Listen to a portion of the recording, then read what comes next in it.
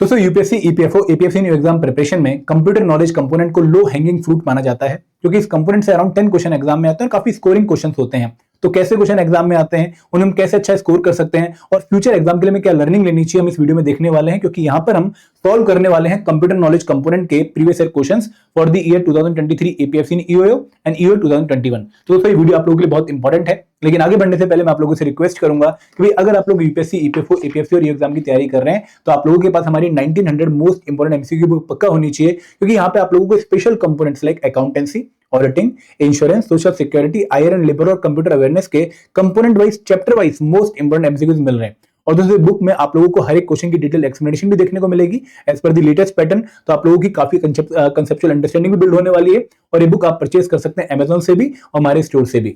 और दोस्तों यहाँ पे अगर आप लोग ओवरऑल एग्जाम प्रिपरेशन की क्वालिटी, प्रैक्टिस एंड रिवीजन करना चाहते हैं तो हमारे लोगों की टेस्ट सीरीज भी आप लोगों के लिए अवेलेबल है। इस टेस्ट सीरीज में आप लोगों को 15,000 most important questions with detail explanation हर एक कंपोनेंट के मिलने वाले हैं। यहाँ पे आप लोगों को component wise, chapter wise test मिलेंगे, जिनके थ्रू आप हर एक टॉपिक को, हर एक कंपोनेंट के अच्छे से प्रिपेयर कर पाएंगे। आपको फुल लेंथ टेस्ट मिलेंगे 10 इन नंबर, जिनके थ्रू आप अपनी ओवरऑल एग्जाम प्रिपरेशन का लेवल चेक कर सकते हैं। आप लोगों के पास सॉल्व पीवाईक्यूज होंगे एपीएफसी के सिंस 2002 एंड यूके सिंस 2017। आप लोगों के पास मंथली करंट अफेयर टेस्ट होंगे, जिनके थ्रू आप अपनी करंट अफेयर की प्रिपरेशन को स्ट्रेंथन कर सकते हैं। वीकली मेंटर टॉक सेशन होंगे, जिनके थ्रू आप अपनी स्ट्रेटेजी को अच्छा जो है बना सकते हैं। और दूसरे टेस्ट सीरीज आप लोगों को एक अट्रैक्टिव डिस्काउंट 87% पे मैं ऑफर कर रहे हैं। आप लोगों को करना क्या है, आप लोगों को कूपन कोड ईपीएफओ 87 यूटिलाइज करना है, और इस टेस्ट सीरीज में एनरोल करने का लिंक भी आपको इस वीडियो के डिस्क्रिप्शन में मिल जाएगा। तो चलिए शुरुआत करते हैं इस वीडियो की। Today's class will be revising the previous year questions of APFC 2023 for the subject of computer knowledge. IP address basically क्या होता है? Whenever your computer is connected to a network, ठीक है, आपका कंप्यूटर एक नेटवर्क से connected है। तो अब यहाँ क्या होता है, देखो, हर कंप्यूटर को पहचानने के लिए उसको एक IP एड्रेस दिया जाता है, ठीक है, IP एड्रेस दिया जाता है, एंड वो IP एड्रेस आपका डिजिट्स में होता है। ये जैसे आप डिजिट्स देख रहे हो, दो IP एड्रेस होते हैं, एक होता है IPv4 एंड एक होता है IPv6। आपको यहाँ पे बताना है करेक्ट IP एड्रेस कौन सा है। करेक्ट IP एड्रेस पहचानने के लिए you will have to note down one thing, कि जो डिजिट्स हम यूज करते हैं that should be between 0 to 255। तो यहाँ पे आपका करेक्ट आंसर क्या होने वाला है, अब उसको चेक करते हैं। तो देखो ऑप्शन ए क्या है, 201 54 122 107। यहाँ पे सभी डिजिट 255 से कम है, तो that is the correct IP address. Option B देखो 10245 221710। अब ये 710 क्या है, it is significantly higher than 255। तो आपका इनकरेक्ट IP एड्रेस यहाँ पे कौन सा है, that is option number B, that will be the answer also. Okay, उसके बाद के जो दोनों IP एड्रेस हैं they are close but they are very correct, क्योंकि वो 255 से स्मॉलर नंबर के हैं। Okay, now moving on, in mesh topology if we have 6 computer how many links must be there? Again, topology क्या होती है, how computers are set up in a network, हमने किस तरीके से उनको कनेक्ट कर रखा है उसको बोलते हैं टोपोलॉजी। अब मैश टोपोलॉजी की बात करूं तो यहाँ पे जितने भी कंप्यूटर हैं वो सभी दूसरे कंप्यूटर से कनेक्टेड होते हैं वाया मोर देन वन लिंक, ठीक है, ऐसे भी कनेक्ट होंगे, ऐसे भी कनेक्ट होंगे सारे कंप्यूटर, ऑलराइट। एंड उसके बाद this particular computer will also be connected to this, this and this. Okay, तो यहाँ पे आप देख सकते हो कि जितने भी हमारे कंप्यूटर्स हैं वो लिंक है आपस में। अब आंसर निकालने के लिए देखो, या तो आप डायग्राम बना सकते हो, क्योंकि आपके नोड कंप्यूटर आपको जो बोले गए हैं वो 6 बोले गए हैं, या तो आप डायग्राम बना के गिन सकते हो कितने कनेक्शन है। अदरवाइज इसको सॉल्व करने के लिए there is also an formula, ठीक है, वो फॉर्मूला क्या है, n-1 अपॉन 2। यहाँ पे n क्या है, नोड कंप्यूटर। नोड कंप्यूटर क्या होते हैं, जो जितने भी कंप्यूटर एंड में कनेक्टेड है, ठीक है, ये सब होते हैं नोड कंप्यूटर। तो यहाँ n आपको दे रखा है 6, n-1, 6-1 दैट इज 5 अपॉन 2। तो 6 5 जा 30 अपॉन 2, तो आंसर आपका कितना आ जाएगा, 15। तो option D will be the correct answer. Moving on, the binary equivalent for the octal number 473 is. अब आपको बाइनरी सिस्टम क्या होता है, जहां पे हम जितनी भी डिजिट्स हैं उनको ऐसे कुछ रिप्रेजेंट करते हैं, ठीक है। एंड ऑक्टल नंबर सिस्टम क्या होता है, यहाँ पे 0 to 7 तक के डिजिट हम यूज करते हैं, दैट इज 0 1 2 3 4 5 6 7। तो ये 8 डिजिट्स यूज होती हैं टू रिप्रेजेंट एनी नंबर। अब इसमें आपको दे रखा है नंबर 4, नंबर 7 एंड नंबर 3, और आपने बताना है इसको बाइनरी में कैसे करते हैं। तो देखो उसके लिए शॉर्टकट्स हमने जो देखे थे, एक तो इसको बहुत लंबा कन्वर्ट कर सकते हैं बट आपके पास उतना टाइम नहीं रहेगा। तो 4 के लिए जो हम शॉर्टकट, मैंने आपको चीट शीट भी दे रखी है क्लासेस में, तो 4 के लिए जो हम शॉर्टकट्स यूज करते हैं वो क्या होता है 100, ठीक है। वहीं पे अगर मैं बात करूँ 7 की, तो इसके लिए क्या है 111, एंड मैं 3 की बात करूं तो उसके लिए क्या है 11। लेकिन यहाँ पे अगर आप क्वेश्चन को ध्यान से देखो तो सभी डिजिट्स को रिप्रेजेंट करने के लिए हम 3 नंबर को यूज कर रहे हैं, ठीक है। तो हमने ऑटोमेटिकली 3 के आगे 0 ऐड कर देना है। तो यहाँ पे आंसर क्या होगा 10011110111, that is option number A, that is the correct answer. Moving on, which one among the following command is used to check the error status of hard drive? CHKDDK, CHECK DISK, CHK DSK, DSK CHK। यहाँ पे correct answer देखो, इसका कोई ऐसे shortcut नहीं है, ये नहीं है, ये आपको डायरेक्टली याद करने पड़ेंगे। एंड यहाँ पे जो आपका करेक्ट आंसर होगा that will be option number C, क्योंकि ये कमांड आपको टाइप करनी पड़ती है। जो हमारे MS DOS जैसे ऑपरेटिंग सिस्टम होते हैं उनमें भी ये कमांड यूज होती है, एंड आपके नोट्स में आपको ये सभी चीज़ें वहाँ पे मिलेंगी आपको, ठीक है। ये सारी की सारी शीट दे रखी है। हाँ, क्योंकि कमांड बहुत ज़्यादा है तो आपने ये देखना है कि जो हमारी फ्रिक्वेंटली यूज कमांड हो आपने उनको अच्छे से पढ़ रखा हो। Okay, moving on, which of the following register contain the address of next location in the memory to be accessed? अब रजिस्टर क्या होते हैं, मैंने आपको बताया था कि जब भी हम थर्सडे की क्लास में ये चीज़ डिस्कस हो रखी है कि रजिस्टर की जब हम बात करते हैं तो that is a type of memory, but ये मेमोरी यूनिट का पार्ट नहीं है, ये किसका पार्ट है CPU यूनिट का, क्योंकि CPU एंड रजिस्टर क्लोजली काम करते हैं। जब भी आपका CPU is executing any command, कोई भी काम वो कर रहा है, तो at that time data, commands, intermediate result, जितनी भी चीजें ऑब्टेन होती हैं they get stored, temporarily stored in the register. Okay, तो आपके ऑप्शन है IR, MARS, MBR, DR। आपने बताना है कि यहाँ पे कौन सा रजिस्टर, कौन से टाइप की स्मॉल यूनिट ऑफ मेमोरी जो है वो एड्रेस कंटेन करती है नेक्स्ट लोकेशन का, जहां पे आपके CPU को अगली कमांड मिलेगी। जैसे आपने कंप्यूटर को बोला 2+3+5, तो 2+3 आपके कंप्यूटर ने कर लिया, ठीक है। अब अगला उसे प्लस और 5 का पता कहां से चलेगा, ये प्लस उसे कहां मिलेगा, 5 उसे कहां मिलेगा, सो that will B MAR, that is memory address register. यहाँ पे नेक्स्ट लोकेशन का आपको एड्रेस मिलता है। अगर मैं बात करूं IR की, ठीक है, तो इंस्ट्रक्शन रजिस्टर किस लिए रिस्पॉन्सिबल होता है, जो अभी इंस्ट्रक्शन दे रखी, जब आपने 2+3 करने को कहा, इस इंस्ट्रक्शन को स्टोर करने का काम करता है IR, ठीक है। Then we have MBR, memory buffer register. So whenever result आपको ऑब्टेन हो गया, फाइनली आपको पता चल गया कि 2+3+5 अल्टीमेटली इज 10, तो ये 10 अभी रजिस्टर में है, ठीक है। अब ये जाएगा CPU में है, एंड अब ये जाएगा प्राइमरी मेमोरी के बाद या मेन मेमोरी के पास, तो उस टाइम पे बफर का काम करता है MBR, एंड DR जो हमारे पास है उसका काम है सिंपल, जो इंटरमीडिएट रिजल्ट आपके आ रहे हैं उसको स्टोर करना। Okay, moving on, which of the following operator contain a structure variable and it's element.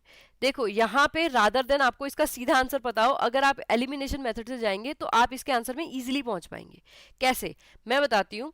देखो जो वेरिएबल एंड एलिमेंट है आपके, अगर मैं बात करूं मल्टीप्लाई ऑपरेटर की, तो ये क्या करता है मल्टीप्लिकेशन, माइनस ऑपरेटर की ये क्या करता है सब्ट्रैक्शन, प्लस ऑपरेटर की ये क्या करता है एडिशन। तो ऐसा कौन सा ऑपरेटर है जो रह गया है, दैट इज डॉट ऑपरेटर, क्योंकि वो क्या काम करता है, it contains a structure variable and it's element, ठीक है। तो ये सब होते हैं आपके डॉट ऑपरेटर के पास। All right, moving on, which of the following is not a top down language. अब सबसे पहले टॉप डाउन लैंग्वेज क्या होती है, दीज आर द लैंग्वेजेस जहाँ पे सबसे पहले मेन मॉड्यूल बनाया जाता है एंड उसके बाद छोटे मॉड्यूल बनाए जाते हैं जो स्पेसिफिक प्रॉब्लम को सॉल्व करेंगे। जितनी भी हमारी लैंग्वेजेस है C++, उनमें ये सब मतलब टॉप डाउन लैंग्वेज या टॉप डाउन अप्रोच यूज होती है, ठीक है। तो इनमें से आपने बताना है कि कौन सी हमारी टॉप डाउन लैंग्वेज नहीं है। नो, तो एक ही लैंग्वेज है जो हमारी टॉप डाउन लैंग्वेज नहीं है, दैट इज फोर्ट्रैन। फोर्ट्रैन में क्या होता है, देखो ये थोड़ी सी साइंटिफिक एंड बाकी चीज़ों में, इंजीनियरिंग एंड ऑल में चीज़ें यूज करते हैं, इसमें कोई मेन ऐसा मॉड्यूल नहीं है, ठीक है। तो ये हमारी हो जाएगी ऑप्शन बी, ये क्या है बॉटम अप लैंग्वेज है। Okay, now which one of the following attribute is required for the internal linking of HTML? internal linking that means HTML का डॉक्यूमेंट है, वहीं पे आपने इंटरनली चीजें लिंक करनी है, तो इसके लिए हम कौन सा एट्रीब्यूट यूज करते हैं, name, align, body, link. Most of you will से कि लिंक हो सकता है आंसर, विच इज इनकरेक्ट। यहाँ पे करेक्ट आंसर क्या होगा, नेम। देखो क्या होता है, जब भी हमने इंटरनल लिंकिंग करनी होती है तो हम एंकर टैग यूज करते हैं, then we use name attribute. ठीक है, तो उससे क्या होता है, डॉक्यूमेंट की इंटरनल लिंकिंग होती है, एंड प्लस जो टारगेट लोकेशन है उसका भी मेंशन नेम एट्रीब्यूट में होता है। इसके अलावा अलाइन क्या करता है, हमारे डॉक्यूमेंट की अलाइनमेंट को सही करता है कि डॉक्यूमेंट यहाँ से शुरू होगा, यहाँ से शुरू होगा, बीच में रहेगा, इस टाइप की चीजें। बॉडी क्या करती है, ये जो मेन हमारा HTML या हमारी जो वेबसाइट है उसका जो मेन बॉडी है, जो मेन कंटेंट है, उस पर फोकस करती है। लिंक क्या करता है, लिंक मॉड्यूल भी, सॉरी लिंक एट्रीब्यूट भी चीजों को लिंक करता है, बट ये एक्सटर्नल लिंक देता है, इंटरनल नहीं। आपसे इस क्वेश्चन में स्पेसिफिकली इंटरनल लिंकिंग पूछी थी, तो इंटरनल लिंकिंग के लिए name attribute is there. Okay, now which one of the following type of operating system is designed to respond to an event with predetermined time? ऐसा कौन सा operating system है जिसमें आपने टाइम को सेव करना है, ज़्यादा गलतियां नहीं करनी है, स्ट्रिक्ट टाइमलाइन जो दी गई है वो करनी है, बहुत फास्ट होनी चाहिए चीज़ें। ठीक है, तो इसके लिए embedded can not B the answer, क्योंकि इम्बेडेड क्या होता है, किसी चीज़ को किसी चीज़ में फिक्स कर देना। तो इम्बेडेड का आपके एग्जांपल क्या है, जैसे वॉशिंग मशीन है आपकी, या आपके वैक्यूम क्लीनर है, जिनमें ऑपरेटिंग सिस्टम को पता है मेरा काम क्या है, सॉफ्टवेयर को चेंज नहीं किया जा सकता, उसको पता है कि भाई मुझे सफाई करनी है, मुझे गोल गोल घूमना है, तो वही काम वो करेगा। ठीक है, तो embedded can not be answer. Multi user, that means more than one user can access the operating system, more than one user can access the operating system and can work on it. तो ये क्या होगा, multi user होगा, but ये हमारा pre determined time वगैरह पे चीज़ों को एग्जीक्यूट नहीं करेगा। देन सिंक्रोनाइज, सिंक्रोनाइज क्या होता है, चीज़ों का सिंक में होना। देयर आर 3 कंप्यूटर्स एंड वो सिंक पे काम कर रहे हैं। ठीक है, तो दैट इज द सिंक्रोनाइजेशन। तो हमारा कौन सा बच जाता है, रियल टाइम। इसका पूरा नाम है रियल टाइम ऑपरेटिंग सिस्टम। ये ऐसे ऑपरेटिंग सिस्टम है जो प्री डिटरमाइंड टाइम पे स्ट्रिक्टली टाइम के ऊपर या टाइम के साथ ही आपको रिजल्ट देते हैं। ठीक है, इसीलिए रोबोटिक्स में, वेदर फोरकास्टिंग में ये सब चीज़ें बहुत इंपॉर्टेंट होती हैं कि चीज़ें प्री डिटरमाइंड हो, प्री डिटरमाइंड टाइम पे हो, तो उसको फॉलो करता है हमारा RTOS। Last question, what is the decimal equivalent of hexadecimal number? अब नंबर सिस्टम पे देखो ऑलरेडी एक बाइनरी वाला हम कर चुके हैं, अब यहाँ बात करें हेक्साडेसिमल नंबर सिस्टम की। तो हेक्साडेसिमल नंबर सिस्टम क्या होता है, जिसमें 16 सिंबल्स यूज होते हैं। सबसे पहले आपके 0 to 9, ठीक है, 1 2 3 4 5 6 7 8, सॉरी 0 से स्टार्ट होगा, तो 0 1 2 3 4 5 6 7 8 9, तो 10 तो आपकी ये डिजिट यूज होंगी। ठीक है, उसके बाद 1 0 10 को रिप्रेजेंट करने के लिए आपका यूज होगा अल्फाबेट A, 11 के लिए यूज होगा अल्फाबेट B, 12 के लिए यूज होगा अल्फाबेट C, एंड 13 के लिए यूज होगा अल्फाबेट D, 14 के लिए alphabet E, sorry A B C D, 10 11 12 13 14 E, 15 के लिए यूज होगा आपका F। ठीक है, तो आपकी 10 डिजिट यहाँ हो गई थी एंड आपके 6 अल्फाबेट्स यहाँ हो गई हैं। तो आपके क्या होंगे, यहाँ 0 to 9 and A to F आपके सारे के सारे की सारी डिजिट्स को हम लोग यूज कर लेंगे। ठीक है, यहाँ 10 डिजिट यूज हो रही है और यहाँ 6, टोटल 16 हेक्साडेसिमल नंबर सिस्टम में यूज होते हैं। डेसिमल में 0 to 9 he number system use होते हैं। अब आपको हेक्साडेसिमल में दिया गया है 5A6D, इसको यूज करना है आपने, इसको कन्वर्ट करना है बाइनरी में। मैं एक बार इसको क्लियर कर देती हूँ so that I can make you understand even better.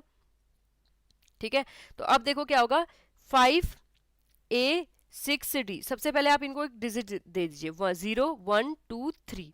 अब सबसे पहले आपने 5 को पिक करना है, 5 को आपने मल्टीप्लाई कर देना है 16 रेज टू पावर 3 से, प्लस A रिप्रेजेंट करता है हमारा बाइनरी डिजिट 10 को, तो नेक्स्ट आपने 10 को मल्टीप्लाई कर देना है 16 रेज टू पावर 2 से। देखो ये जो नीचे डिजिट है ना, इसको हम लोग ले रहे हैं 16 की पावर में, देन प्लस उसके बाद 6 है, तो 6 ऐसा नंबर ही है तो 6 ही रिप्रेजेंट करेंगे, 6 multiply by 16 raise to power 1, and then lastly आपका क्या है D, तो D आपका रिप्रेजेंट करता है नंबर 13 को, 13, तो ये मल्टीप्लाई हो जाएगा 16 रेज टू पावर 0। अब अगर 16 रेज टू पावर 3 आप करेंगे so that will come around 4096 yes, plus अगर आप 16 का स्क्वायर करते हैं, 16 का square will come out to be 256, then 16 ही रहेगा, देन आपका 16 की पावर अगर रेज टू पावर 0 कहेंगे तो 1 आ जाएगा। अब आपने 4096 को मल्टीप्लाई करना है बाय 5, ठीक है, 16 रेज टू पावर 3 हमने निकाल लिया। अब इसको मल्टीप्लाई करेंगे बाय 5, 256 को मल्टीप्लाई करेंगे बाय 10, ठीक है। ऐसे ही 16 को मल्टीप्लाई करेंगे बाय आपका कितना था डिजिट 6, ठीक है 6, एंड देन 1 को मल्टीप्लाई करेंगे बाय डी कितना रिप्रेजेंट करता है 10, ठीक है। तो इसको जब आप मल्टीप्लाई करेंगे तो आपका फाइनल आंसर आ जाएगा 23149, 23149। तो आपका करेक्ट आंसर क्या होगा, option number A 23149। I hope ये चीज़ आपको समझ में आ गई हो, नहीं समझ में आ रखी हो तो प्लीज़ आप मुझसे चैट बॉक्स में पूछ सकते हैं। Moving on, if you have any further doubt आप हमसे कांटेक्ट कर सकते हैं, आप हमसे पूछ सकते हैं अगर आपका कोई भी डाउट रहता है तो। These are our contact number, this is our website, this is our email address. Okay, so thank you so much students. Now students, अगर आपको इस एग्ज़ाम के लिए प्रिपेयर करना है, इस एग्ज़ाम के लिए अगर आप अच्छे से प्रिपेयर करना चाहते हैं, so for that what you can do, तो you can go to our website, आपको लिंक आराम से डिस्क्रिप्शन में मिल जाएगा। हेयर यू कैन सी अभी एक अच्छी सी सेल भी चल रही है, you can see the code and everything Edutap. In today's class we are going to take a look at previous year questions asked in EOAO exam of 2023। Now the very first question is which of the following tag is used to insert comments in the HTML source code. तो पहले मैं आपको बताना चाहूंगी कि यहाँ we will see 10 questions, ठीक है, जो कंप्यूटर से थे या रिलेटेड थे, ठीक है, या फिर वहां से आंसर हो सकते हैं। एंड मोस्ट क्वेश्चन आप देखोगे कि अराउंड सिक्योरिटी प्रोटोकॉल्स इस चीज़ों पे डिपेंडेंट है, ठीक है। आई डू अंडरस्टैंड ये क्वेश्चन को आंसर करना इतना ज़्यादा ईजी नहीं था, काफ़ी बारीक से ऑप्शन दिए गए हैं, बट येस सबसे पहले आप समझिए कमेंट क्या होता है। अब कमेंट जब भी हम HTML सोर्स कोड में लगाते हैं दैट मीन्स हम पूरी बॉडी से हट के उसमें कुछ कॉन्टेक्स्ट प्रोवाइड करें, जो भी चीज़ें लिखी गई हैं we are providing context behind it, ठीक है, वी आर एडिंग सब context, we are adding our own views to it. तो ये सब चीज़ें हम करते हैं। अब यस HTML सोर्स कोड में क्या होता है, हर चीज़ लिखने के लिए यू हैव सम प्रोटोकॉल्स, तो आपने बताना है कमेंट के लिए क्या प्रोटोकॉल है वो। अगर आपको पता है, ठीक है, यू हैव सीन कि कभी भी हम कमेंट करते हैं तो this is the normal symbol that we use, तो उसी चीज़ को आपने लिंक करना है। तो सबसे पहले आप एलिमिनेट करेंगे, so you will come to option B and option C, इन दोनों में से ही कोई करेक्ट आंसर होगा। अब कमेंट करने से पहले ही you will have to tell your computer that you are going to comment, इसीलिए आपका सही ऑप्शन क्या होगा, ऑप्शन नंबर बी, जहाँ पे the code will look something like this. अब जैसे ये आने के बाद ये सिंबल आता है, योर कंप्यूटर विल नो कि what ever you are going to write will be the comment and then you will close it.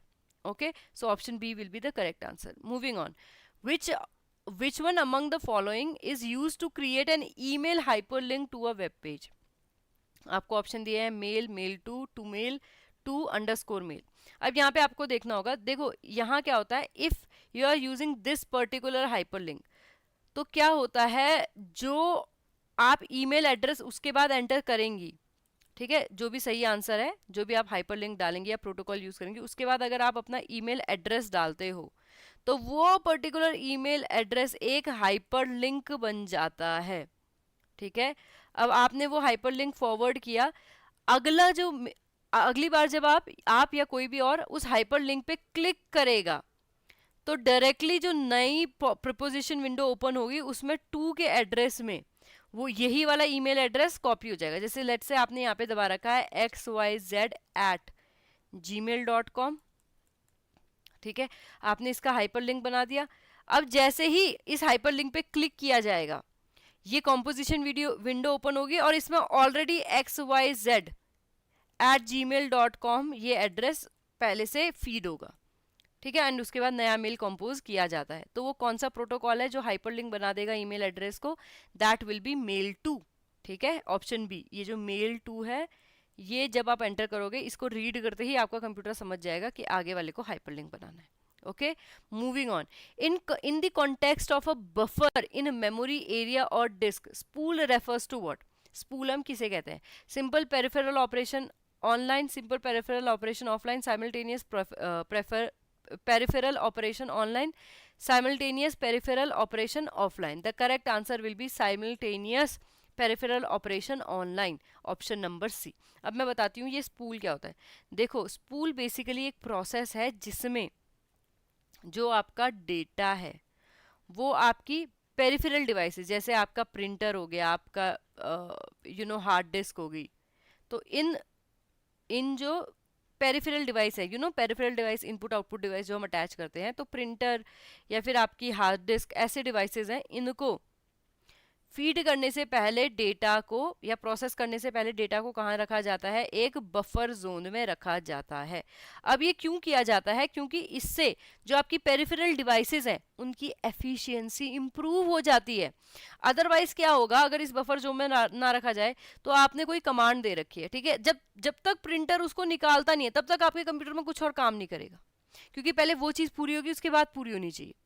लेकिन स्पूल के केस में क्या होता है, ये चीज़ को हम लोग मिनिमाइज कर देते हैं। आपने बस क्या करना है, जैसे आपने डेटा को स्पूल कर रखा है, उसके बाद वो डेटा बफर में सेव होगा, वो बफर में सेव हो गया, अपने पास अपने आप ही पेरिफेरल में जाएगा, बाकी के आपके ऑपरेशंस चलते रहेंगे पैरेलल में, ठीक है। तो इसलिए हम डेटा को स्पूल करते हैं और इसमें क्या होता है, हमारे डेटा एफिशिएंटली मैनेज हो जाता है। Okay, then which of the following is not a commutative law. अब कम्यूटेटिव लॉ क्या होता है, जिसमें जो भी ऑपरेंड होते हैं उनके ऑर्डर से रिजल्ट चेंज नहीं होता है। कम्यूटेटिव लॉ को समझो आप।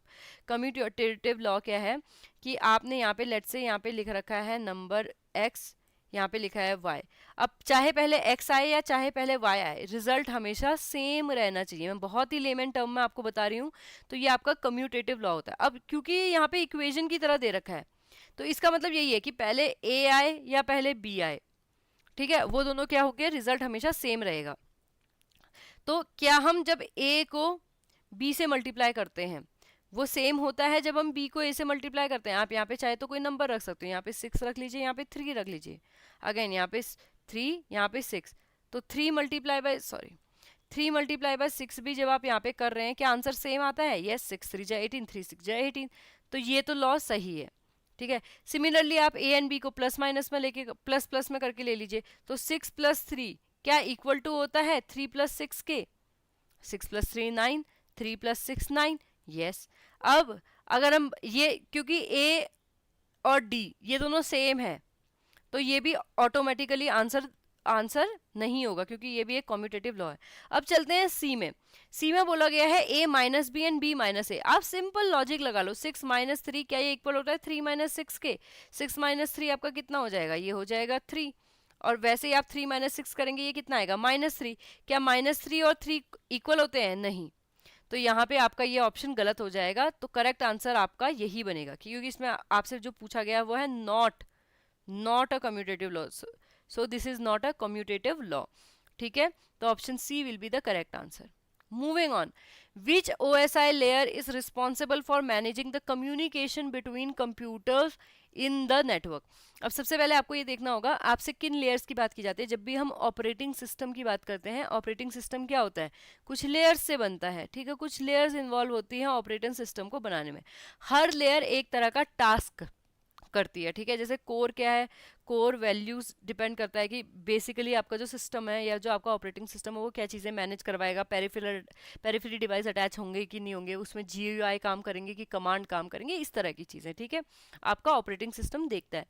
अब ऑपरेटिंग सिस्टम में जितनी आप लेयर बढ़ाते जाते हो उतने आप फंक्शन बढ़ाते जाते हो, बट येस कुछ स्टैंडर्ड लेयर होती हैं। अब आपसे पूछा गया है कि दो कंप्यूटर्स के बीच में कम्युनिकेशन हो रहा है, तो इसको मैनेज कौन करता है ओवर द नेटवर्क। क्या वो नेटवर्क लेयर है, क्या ट्रांसपोर्ट लेयर है, सेशन लेयर है, या फिर डेटा लिंक लेयर है। आप में से कुछ बच्चे पढ़ेंगे नेटवर्क लेयर, वो नेटवर्क में क्लिक कर देंगे, आंसर गलत है। सही आंसर होगा इसका option number C, that is session layer. देखो सेशन लेयर क्या करती है, बेसिकली इट इज रिस्पॉन्सिबल कि जो दो कंप्यूटर आपस में कम्युनिकेट कर रहे हैं उनके बीच में कब नेटवर्क को स्टैब्लिश करना है, कब नेटवर्क को टर्मिनेट करना है, कब नेटवर्क को मैनेज करना है, ये सब काम आपका सेशन लेयर करके देता है, ठीक है। अब जब हम क्लास में ऑपरेटिंग सिस्टम पढ़ेंगे तब हम बाकी लेयर्स को भी बड़े ध्यान से पढ़ेंगे, ठीक है। तो ये आपका काम कौन करता है, ये आपका करता है सेशन लेयर। अब next question, which of the following is not a security protocol, is not a security protocol. आपसे सबसे पहले पूछा गया है नॉट अ सिक्योरिटी प्रोटोकॉल है, ओके। अब इसको करने के दो तरीके हैं। पहला तरीका है कि आपको पता हो, पहला तरीका क्या है कि आपको पता हो कि करेक्ट आंसर क्या है। दूसरा तरीका है कि आपको ये पता हो कि इसमें से कौन से आंसर नहीं होंगे। मैं दोनों तरीके से आपको बताती हूँ क्या है। सबसे पहले देखो, जब हम बात कर रहे हैं कि नॉट सिक्योरिटी प्रोटोकॉल, तो आपको पता होना चाहिए इसमें क्या होगा, MIME। क्या होगा आंसर, MIME, क्योंकि although it's a very important protocol, आपका ये जो प्रोटोकॉल है, अगर तो सबसे पहले आपको समझना है आपके लिए लेटेक्स क्या है। ठीक है, तो लेटेक्स क्या है, बेसिकली ये आपकी एक तरह की मार्कअप लैंग्वेज है। ठीक है, it's a type of markup language. अब हम इसको क्यों यूज कर रहे हैं, हम हाइपर टेक्स्ट लैंग्वेज को क्यों नहीं यूज कर रहे हैं, बिकॉज देखो ये ना वहां यूज होती है जहां थोड़ी सी हमें फॉर्मेटिंग स्ट्रांग चाहिए होती है, प्लेन टेक्स्ट चाहिए होता है, बट यस अच्छी फॉर्मेटिंग होनी चाहिए, जैसे कि इक्वेशन लिखने में अकेडमिया में ये बहुत अच्छे से यूज होती है, मैथमेटिक्स में ये बहुत अच्छे से यूज होती है। तो अगर आप इक्वेशन वगैरह लिखना चाहते हो, in that case we go for the latest type of markup language. ठीक है, अब किसी भी मार्कअप लैंग्वेज को लिखने के लिए देखो हम क्या करते हैं, this is our document basically, तो हम उसका कुछ कोड लिख के स्टार्ट करते हैं। ठीक है, देन उसमें कंटेंट लिखते हैं, देन कुछ कोड लिख के क्लोज करते हैं। तो आपको बोला गया है कि जब हम लेटेक्स का डॉक्यूमेंट हमने खोल रखा है, तो उसमें हम इनमें से कौन से टैग को लिखते नहीं है। देखो आपके पास ऑप्शन क्या है, डॉक्यूमेंट क्लास आर्टिकल, बिंग document, end document, begin document, end document, end document style.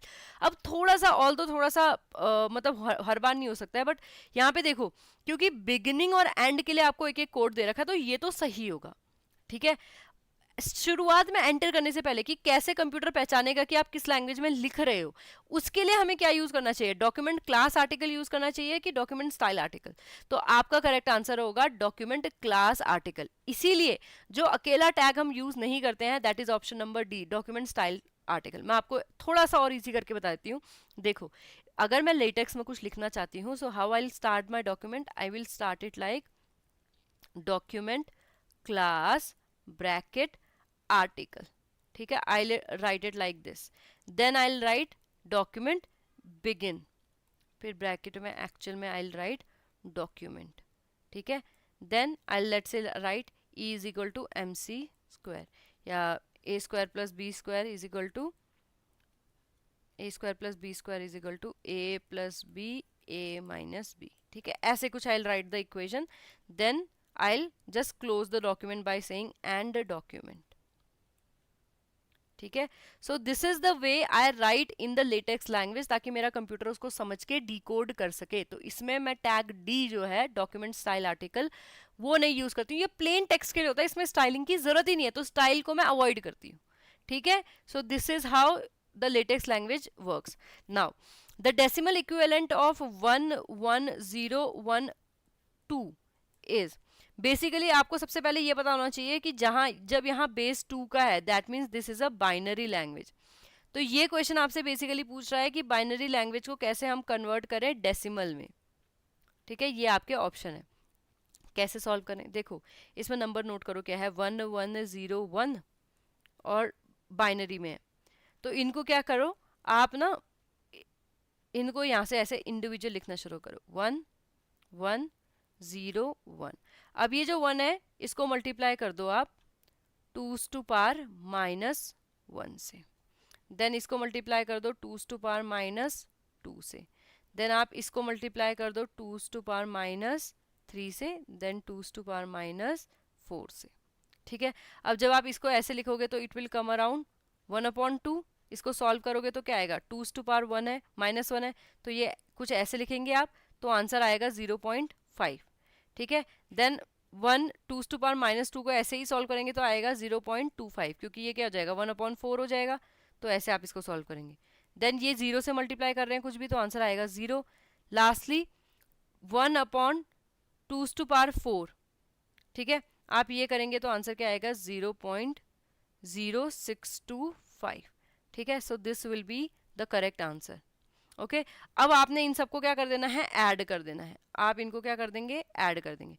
तो जब आप 0.5 को ऐड करेंगे 0.025 प्लस 0.25 देन 0.0625 से, ठीक है। तो जब इसको कम्प्लीटली सॉल्व करेंगे तो क्या आ जाएगा 2 5 एंड 5 एंड 6 को प्लस करेंगे। मैं इसको थोड़ा क्लीन से लिखती हूँ, let me just clear the screen for you.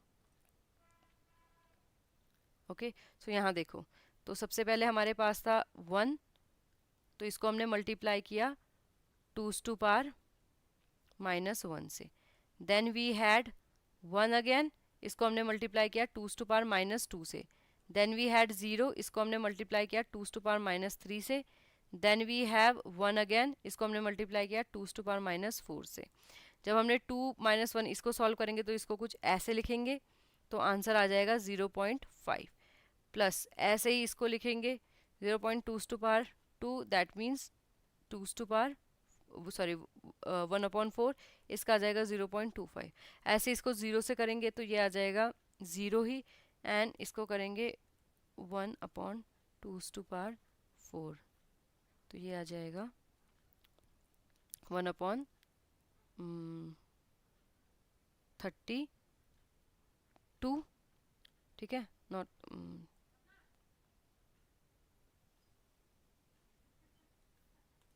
not 32, it will be 16, okay, not 32, 16 it will be, okay।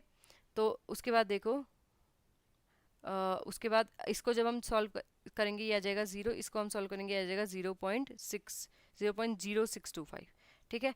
अब देखो, अब सबको ऐड कर लेंगे 0.5, 0.25 एंड 0.625। अब आपने इनको ऐड करना है, 0.0625, सॉरी 625, तो यहाँ आ जाएगा 5, यहाँ आ जाएगा 2, 5 + 6 करेंगे तो यह आ जाएगा 11, 1 कैरी ऊपर 1, 5 और 2 7, ऊपर से 1 करेंगे कैरी 6 पॉइंट, ऐसे ही और 0।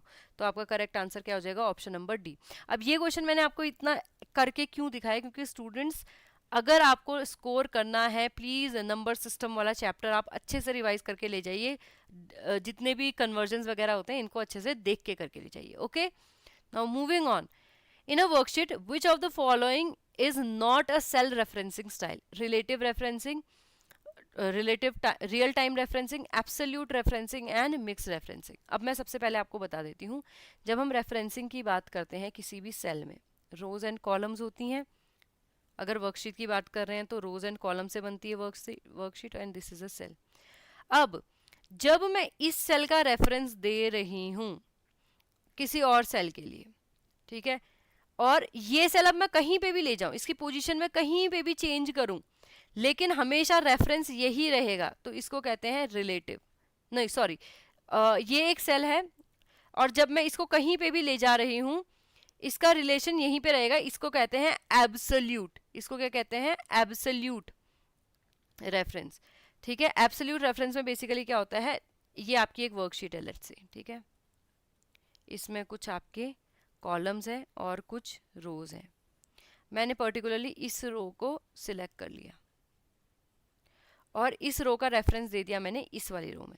अब इस रो को लेट्स से मैंने रिप्लेस कर दिया और इसको मैं लेके यहाँ लेके आ गई, ठीक है। अब इसकी नई पोजीशन ये है, तो अगर ये जो रेफरेंस वाली रो है इसकी या रेफरेंस वाला सेल है इसकी वैल्यू चेंज हो जाती है, तो फिर तो ये है रेफरेंस, सॉरी, फिर तो ये बन जाएगा रेफरेंस। अगर पोजीशन चेंज होने के बाद इसमें वैल्यू में चेंज आता है तो फिर ये बन जाएगा रिलेटिव रेफरेंस, ये बन जाएगा रिलेटिव रेफरेंस। और इसकी पोजीशन चेंज करने के बाद भी अगर कोई चेंज नहीं आता तो तब ये बन जाएगा एब्सोल्यूट।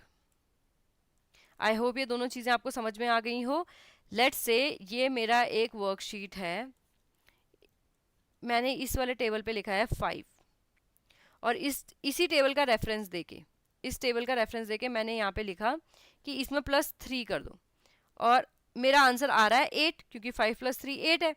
अब मैंने क्या किया, इस 5 वाले सेल को मैं यहाँ ले गई और यहाँ मैंने नंबर लिख दिया नया 2। अब अगर 2 + 3 करते, या 2 नहीं, लेट से मैंने लिख दिया 4। अब 4 + 3 करते ही अगर मेरा सेल चेंज होके नई वैल्यू दिखा रहा है 7, तो ये मेरा हो जाता है रिलेटिव रेफरेंस। इसका मतलब है कि ये वाली सेल जो है ये इंपॉर्टेंट है, वैल्यू इंपॉर्टेंट नहीं है। वहीं पे मैं इस 5 को इस वाले नई जगह पे ले गई, लेकिन तब भी जो ये जो सेल था इसमें वैल्यू 8 ही एंटर है, तो ये हो गया एब्सोल्यूट रेफरेंस कि भाई पोजीशन कुछ भी हो लेकिन सेल में जो वैल्यू लिखी है वो इंपॉर्टेंट है। अब इन दोनों का एक मिक्स बनता है, वो बनता है मिक्स्ड रेफरेंसिंग। तो गलत आंसर होगा आपका रियल टाइम रेफरेंसिंग, ऐसी कोई टर्मिनोलॉजी होती ही नहीं है। मिक्स रेफरेंसिंग क्या होता है, ये मिक्स होता है रिलेटिव एंड एब्सोल्यूट का। इसमें क्या होता है, जो रो और कॉलम है उनमें से एक को बिल्कुल फिक्स रखा जाता है और दूसरा चेंज कर सकते हैं। ठीक है, एक जैसे कि मैंने सोच लिया कि रो फिक्स है, ठीक है, ये वाली रो जो है ये फिक्स है। अब इसकी वैल्यू को आप कहीं पे भी रो में चेंज कर दो तो कोई चेंज नहीं आएगा जिस सेल में रेफरेंस है। लेकिन जैसे ही आपने इसकी कॉलम को चेंज किया, इसको एक पोजीशन नीचे ले आए, तब वैल्यू चेंज हो जाएगी। तो ये आपका होता है मिक्स रेफरेंसिंग। अब इसके साथ हम आ जाते हैं 10th क्वेश्चन पे। which among the following which one among the following is used to combine several object module and libraries into a single executable program? interpreter, compiler, linker and loader। तो सबसे पहले आपको समझना है interpreter and compiler, तो ये दोनों तो लैंग्वेज ट्रांसलेटर हैं, तो ये तो आंसर नहीं हो सकते हैं। ये बेसिकली क्या करते हैं, जो आपकी हाई लेवल लैंग्वेज होती है इसको चेंज करते हैं मशीन कोड में ताकि आपका कंप्यूटर समझ सके। ऑप्शन में बचते हैं आपके पास लिंकर एंड लोडर। अब आप देखो क्वेश्चन आपसे वैसे बेसिकली आप थोड़ा सा ध्यान लगाएंगे तो आपसे पूछा जा रहा है इनमें से कौन सा ऑब्जेक्ट मॉड्यूल्स एंड लाइब्रेरीज को सिंगल एग्जीक्यूट प्रोग्राम में कंबाइन करता है, दैट मीन उसको लिंक करता है। तो ये काम किसका हो जाएगा, लिंकर का। वहीं पे लोडर क्या करता है, वो जितने भी कोड वगैरह है, जितना भी डेटा वगैरह है, उसको जब मशीन ट्रांसफर कर रही होती है या मशीन उसको एग्जीक्यूट कर रही है तो उसको लोड करने का काम करता है, उसको अपनी पोजीशन पे या जगह पे लाने का काम करता है लोडर। लिंकर का काम होता है सब चीज़ों को लिंक करके एक ही प्रोग्राम में लेके आना। तो ऑप्शन सी आपका करेक्ट आंसर होगा। इसके साथ हमने ईओ एओ एग्जाम के भी प्रीवियस ईयर क्वेश्चंस को प्रिपेयर कर लिया है, एक बार रिवाइज कर लिया है। अब आई होप आपको ना कोई कंफ्यूजन होगा और आपके पास अब एक क्लियर आइडिया है कि कंप्यूटर में कैसे क्वेश्चन पूछे जाते हैं। With this, we'll stop here. Now, students, if you are preparing for UPSC examination this year, EduTap is offering some course that I'd like to introduce to you. Okay, so let's go there.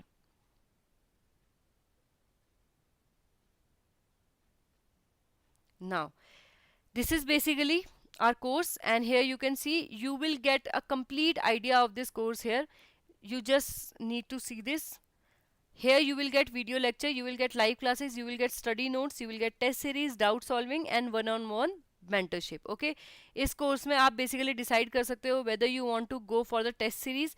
If you are somebody जिसने पहले इस exam को दिया हुआ है, इस साल की आपकी कंप्लीट प्रिपरेशन है, तो you can go for our test series. इसके अलावा EduTap is also bringing you the special subject course, जहाँ पे आपको जैसे जो CSC के साथ कॉमन सब्जेक्ट्स हैं उनकी तो प्रिपरेशन मिलती है, ठीक है, वो तो आपने कर रखी है, तो उसके लिए आपको टेस्ट सीरीज मिल जाती है।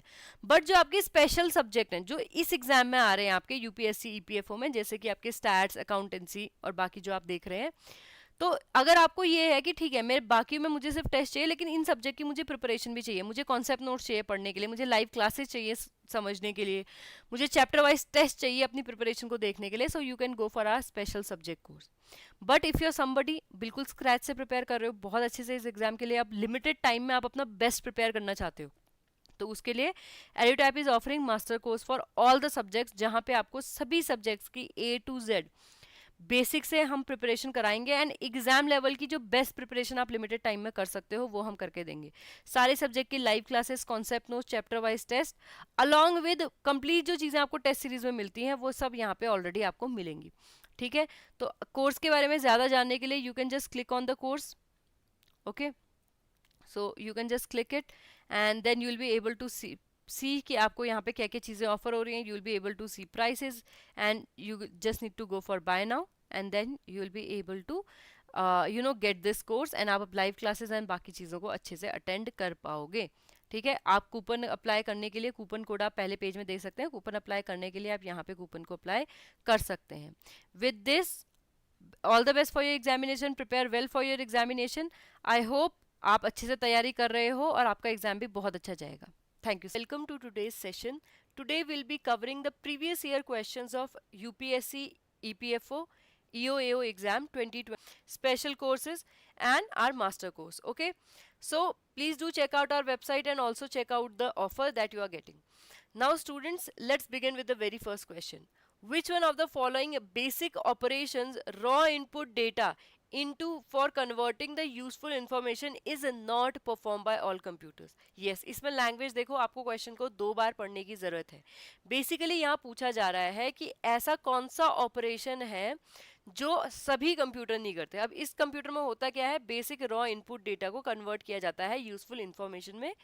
ठीक है, तो आपको पता होगा कंप्यूटर का बेसिक काम क्या होता है, रॉ डेटा को कन्वर्ट करना into the input.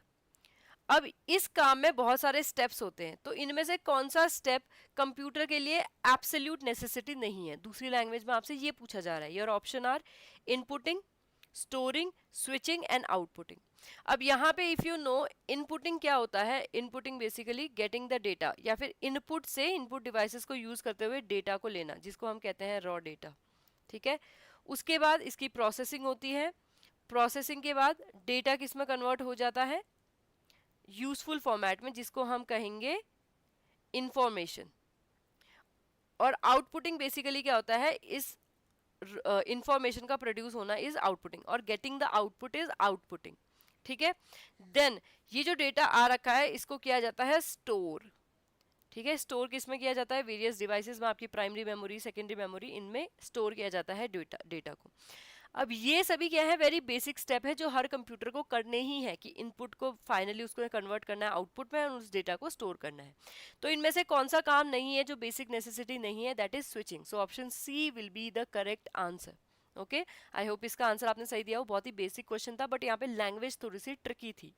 Question number 2.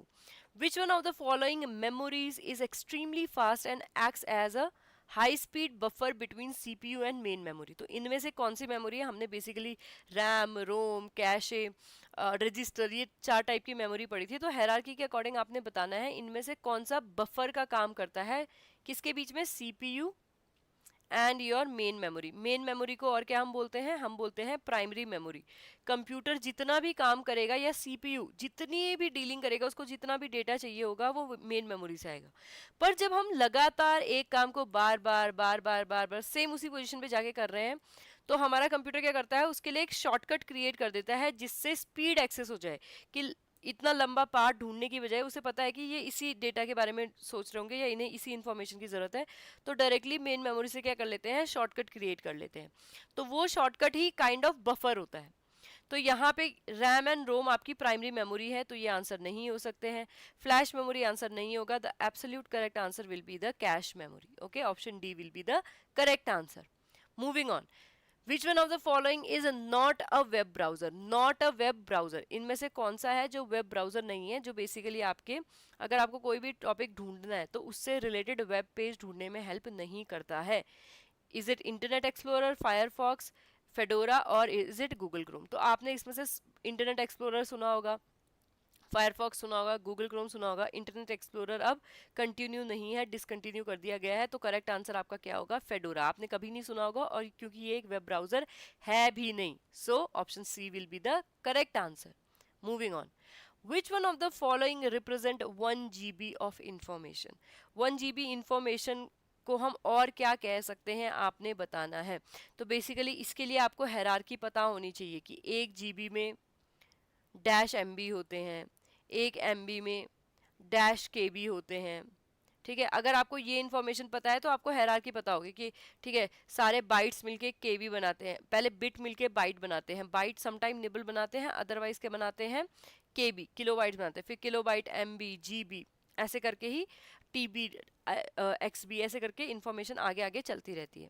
तो यहाँ पे देखो, अगर ये आपको सिंपल आता है कि 1 GB में हमारे 1024 MB होते हैं, so you will say option B will be the correct answer. Unnecessary तुक्के आपने नहीं लगाने हैं इसमें. Okay, now which one of the following is not a language translator? Assembler, linker, interpreter, compiler. अब इनमें अगर आपको पता है कि असेंबलर, इंटरप्रेटर, कंपाइलर, ये तीनों क्या है, लैंग्वेज ट्रांसलेटर है. असेंबलर क्या करता है, असेंबली लैंग्वेज से मशीन लैंग्वेज में ले आता है. इंटरप्रेटर और कंपाइलर क्या करते हैं, हाई लेवल लैंग्वेज को कन्वर्ट कर देते हैं मशीन लैंग्वेज में.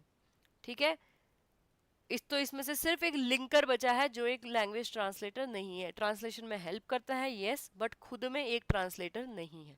Okay, moving on. Which one of the following statement is correct. अब स्टेटमेंट किसके रिगार्डिंग है? Device driver.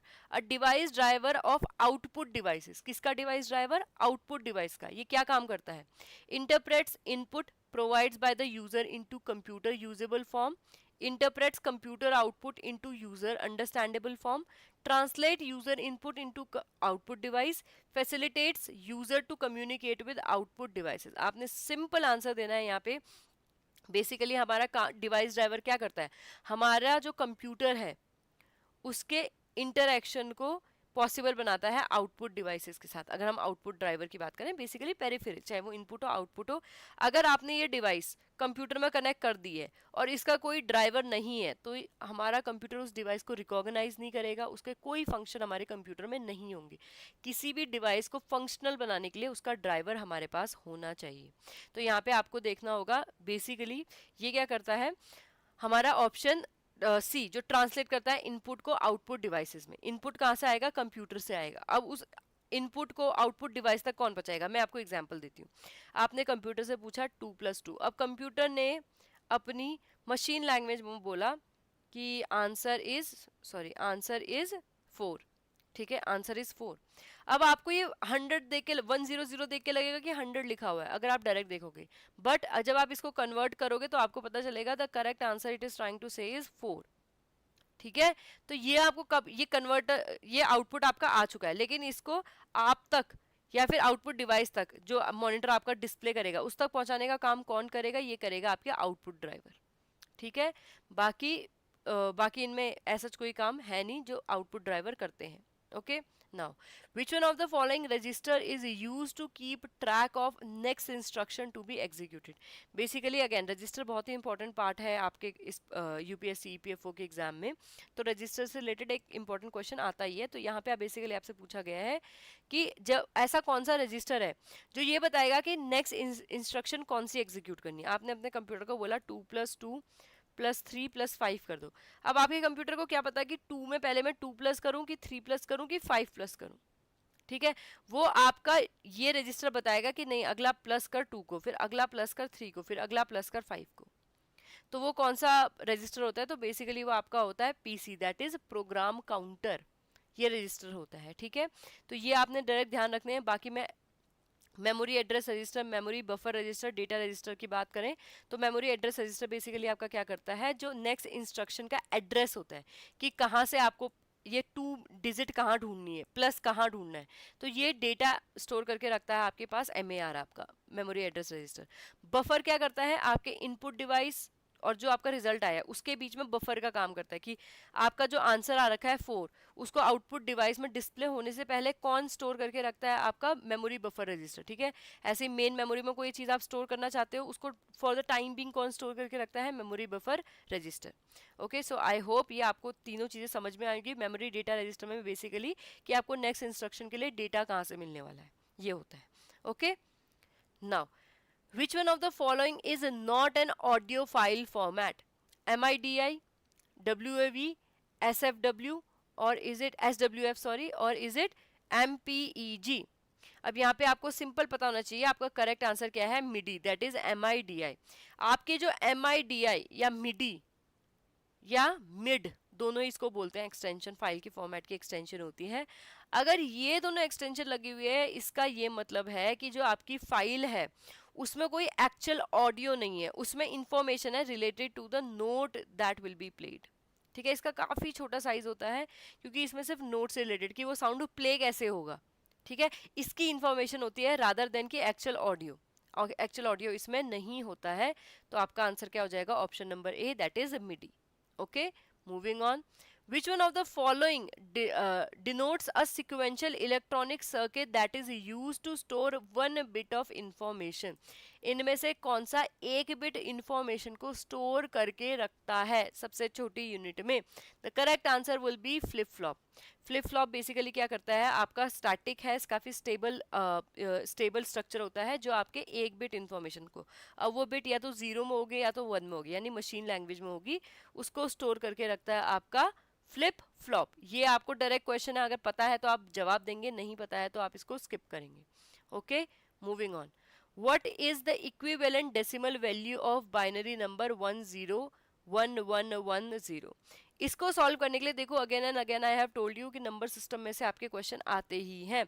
तो इसको सॉल्व करने के लिए हम क्या करेंगे, यहाँ शॉर्टकट काम नहीं आएगा, क्योंकि ये क्या है, आपके इतने सारे नंबर है, ठीक है, ये बाइनरी से आपने कन्वर्ट करने हैं आपके डेसिमल वैल्यू में। तो हम डेसिमल वैल्यू में क्या करेंगे, क्योंकि ये बाइनरी में है तो इनका बेस हम कितने का रखेंगे, 2 का, बाइनरी मतलब 2, ठीक है। तो वो कैसे करेंगे, देखो 1 है, इसको मल्टीप्लाई कर देंगे 2 से, 0 है, इसको भी मल्टीप्लाई करेंगे 2 से, अगेन 1 है, इसको भी मल्टीप्लाई करेंगे 2 से, देन आपका एक और 1 है, इसको भी मल्टीप्लाई करेंगे 2 से, देन रिपीटेड 1, इसको भी मल्टीप्लाई करेंगे 2 से, देन 0 है, इसको भी मल्टीप्लाई करेंगे 2 से, ठीक है। अब यहाँ से शुरू कर देंगे, इस वाले 2 को हम रेज टू पार कर देंगे 0, इस वाले 2 को रेज टू पार कर देंगे 1, इस वाले 2 को रेज टू पार कर देंगे 2, इस वाले 2 को रेज टू पार कर देंगे 3, इसको कर देंगे 4 एंड इसको कर देंगे 5, ठीक है। मैं अगेन आपको बता देती हूँ, इस let me clear it so that आपको और अच्छे से ये समझ में आ जाए, ठीक है। तो दिस इज योर 1 0 1 1 1 0। सबसे पहले आप इसको लेंगे तो 0 को मल्टीप्लाई कर देंगे 2 रेज टू पावर 0 के साथ, देन नेक्स्ट डिजिट 1 लेंगे, इसको मल्टीप्लाई कर देंगे 0 multiply by 2 raise to power 1 के साथ, देन आप इस वाले 1 को पिक करेंगे, इसको मल्टीप्लाई कर देंगे 0 multiply by 2 raise to power 2 के साथ, देन नेक्स्ट डिजिट लेंगे, इसको मल्टीप्लाई कर देंगे, सॉरी इट्स 1, 0 लिख रही हूँ इतनी देर से, ये होगा 1, ठीक है। 1 को ले लेंगे यहाँ से डिजिट को, यहाँ से 1 को ले लेंगे, अगेन आप 1 को लेंगे क्योंकि डिजिट 1 ही है, ठीक है, और इसको मल्टीप्लाई कर देंगे 2 टू पावर 3 के साथ, देन नेक्स्ट है 0, इसको मल्टीप्लाई कर देंगे आप 0 raise multiply by 2 to power 4, then lastly आपका 1 है, इसको मल्टीप्लाई कर देंगे आप 1 to power 1 into 2 to power 5 के साथ। अब निकालेंगे 1 इंटू 2 टू पावर 5 करेंगे तो क्या आएगा आंसर 32, 0 के साथ किसी भी डिजिट को मल्टीप्लाई करते हैं आंसर क्या आता है 0, अगेन 2 टू पावर 3 होता है 8, 8 को मल्टीप्लाई कर देंगे 1 के साथ आंसर कितना आएगा 8, देन 2 टू पावर 2 होता है 4, इसको अगर कर देंगे आंसर क्या आएगा 4, यहाँ पे आप मल्टीप्लाई करेंगे 2 टू पावर 1 आएगा 2, फिर 0 के साथ किसी भी नंबर को अगर मल्टीप्लाई करेंगे आंसर क्या आएगा 0। अब इसका आप फाइनल आंसर निकाल लेंगे तो 32 प्लस 8 40 प्लस 4 44 प्लस 2 46, आंसर कितना आ रहा है 46। तो यहाँ करेक्ट आंसर क्या हो जाएगा ऑप्शन नंबर ए। मैं आपको अगेन एक और बार रिपीट करके बता रही हूँ क्योंकि इस टॉपिक में से अगेन एंड अगेन क्वेश्चन पूछे गए हैं, ये बहुत ही इंपॉर्टेंट टॉपिक है। आप 1 0 1 1 1 0 पहले इस तरह लिख लीजिए, ठीक है। देन ये जो पहली डिजिट है इसको मल्टीप्लाई कीजिए 2 टू पावर 0 के साथ। हम कहाँ से शुरू कर रहे हैं, राइट हैंड साइड से शुरू कर रहे हैं, ठीक है। देन आपका 1 है, इसको मल्टीप्लाई कीजिए 2 टू पावर 2 के 1 के साथ, सॉरी। देन आपका अगेन अगली डिजिट 1 है, इसको मल्टीप्लाई कर दीजिए 1 इंटू 2 टू पावर 2 के साथ। देन आपका 1 है, इसको मल्टीप्लाई कर दीजिए 1 इंटू 2 टू पावर 3। देन आपका 0 है, इसको मल्टीप्लाई कर दीजिए 0 इंटू 2 टू पावर 4। देन 1 है, इसको मल्टीप्लाई कर दीजिए 1 इंटू 2 टू पावर 5, ठीक है, 2 टू पावर 5। दोस्तों मैं आशा करता हूं कि आपको वीडियो अच्छी लगी होगी। यहाँ पर हमने पिछले 3 पेपर्स के पीवाईक्यूज को सॉल्व किया है। दोस्तों अगर आप इस एग्जाम की क्वालिटी रिवीजन एंड प्रैक्टिस करना चाहते हैं फॉर दी स्पेशल कंपोनेंट, तो हमने आपके लिए एक स्पेशल बुक डिजाइन कर दी है जहां पर आप लोगों को 1900 most important MCQs of IR and labour law, social security, insurance, accountancy, auditing, computer हम प्रोवाइड करें। चैप्टर वाइज एमसीक्यूज हैं विद डिटेल एक्सप्लेनेशन है और as per the latest syllabus and latest pattern है। दोस्तों इसके साथ साथ आप हमारे ई स्टोर पे जाके सोशल सिक्योरिटी एक्ट की कंपाइल्ड बुक और लेबर लॉ की कंपाइल्ड बुक भी डाउनलोड कर सकते हैं at a very affordable price. और दोस्तों अगर आप इस एग्जाम के हर एक कंपोनेंट की क्वालिटी रिवीजन एंड प्रैक्टिस करना चाहते हैं तो हमने आपके लिए हमारी टेस्ट सीरीज भी लॉन्च कर रखी है जहां पर आप लोग हर एक कंपोनेंट के चैप्टर वाइज एमसीक्यूज को प्रैक्टिस कर सकते हैं। इसके साथ साथ आप लोगों को 10 full length test for APSC examination with weekly mentor talk session और करंट अफेयर के भी आपको मंथली क्विज मिल रहे हैं। तो ये टेस्ट सीरीज आप लोगों की क्वालिटी प्रिपरेशन में हेल्प करने वाली है। और दोस्तों यहाँ पर हमारा एक स्पेशल डिस्काउंट चल रहा है 85% ऑफ का, जिसको आप अवेल कर सकते हैं by using the coupon code EPFO85। तो ये टेस्ट सीरीज आप लोगों को लास्ट मोमेंट में इस एग्जाम के लिए रेडी करने में काफी हेल्प करने वाली है। आप इसमें जो है एनरोल कर सकते हैं। This is all from my side. Thank you very much. जय हिंद, जय भारत।